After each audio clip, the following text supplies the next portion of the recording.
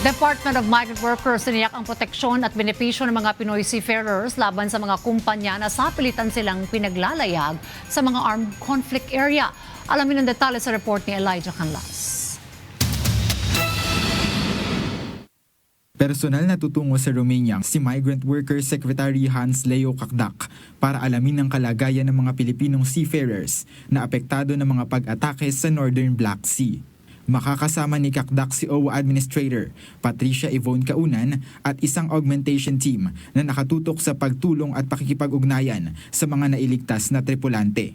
Sa isang press conference sa Quezon City, inamin ni Kakdak na delikado ang umasa lamang na hindi aatakihin ang mga seafarers, kaya kailangan ng mas matibay na risk management measure para maiwasan ang dagdag na pinsala.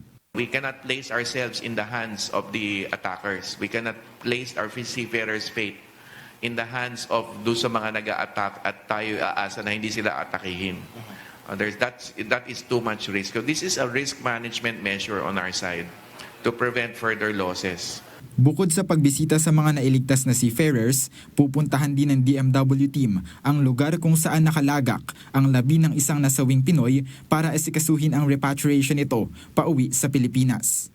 Binigyang diin ng kalihim na titiyakin ng pamahalaan ang patuloy na benepisyo at proteksyon laban sa blacklisting para sa mga seafarers na tatangging maglayag sa mga conflict zone.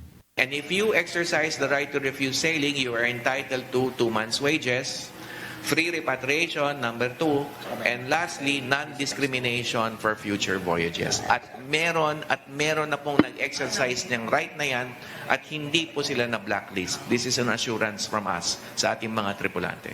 Kasalukuyang nakikipagtulungan ang DMW sa Department of Foreign Affairs o DFA, mga embahada, ship owners at manning agencies para matiyak ang kaligtasan at repatriation ng iba pang mga Pilipinong seafarers.